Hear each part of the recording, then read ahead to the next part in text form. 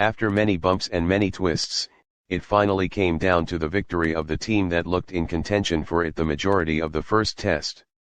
It was a game of errors for both the teams, and that Pakistan managed to win was probably because they either made fewer errors, or the ones they did had a lesser bearing on the game. Having tumbled the visitors for 220, it seemed that a strong foundation for Pakistan was laid on the first day itself, although only for them to lose their top order for a nothing score to loosen the grip on the day they dominated with admirable gusto. While a comeback courtesy of Kagiso Rabada and Anrich Nortje infused hope and promise, Pakistan, through the spectacular resilience of Fawad Alam, Faheem Ashraf, and Abid Ali tilted the scale in their favor on the next day. That was never going to be the end of the vacillating fortunes for either side, as the entirety of day 3 belonged to the steely grit of Aiden Markram and Rassie van der Dussen, who played knocks that had patience stamped all over it.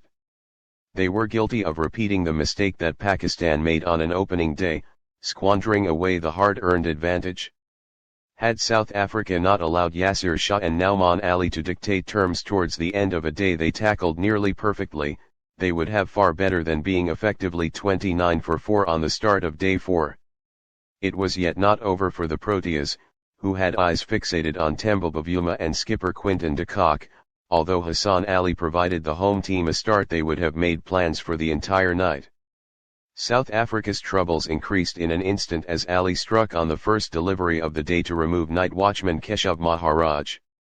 The Karachi track had shown glimpses of uneven bounce as early as the opening day of the test, and it was, therefore, no surprise that the delivery kept much lower than Maharaj's anticipation before rattling his stumps.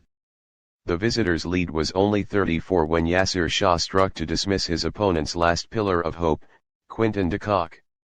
Shah tossed it up a tad bit and it was sufficient for him to induce an inside edge onto de Kock's pad before Abid Ali took a sharp chance at forward short leg.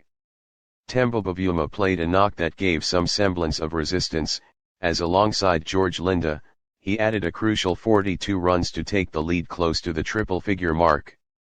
Although the fight did not last too long and Nauman Ali sent back Linde for 11 after an inside edge off his bat flew to Imran Butt close to leg slip.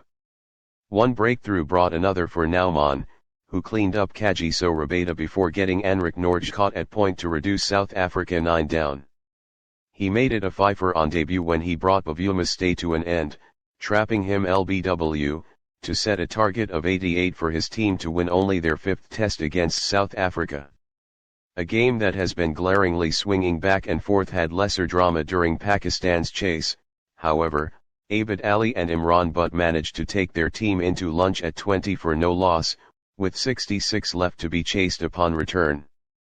South Africa's diminishing hopes were reignited by Anrich Nortje straight after the proceedings resumed as Abid Ali played on a length ball onto his stumps and Imran Butt fell only 5 balls later, as he edged one behind the wickets. Although, a breezy 63-run partnership between skipper Babar Azam and Yasir Ali took Pakistan closer.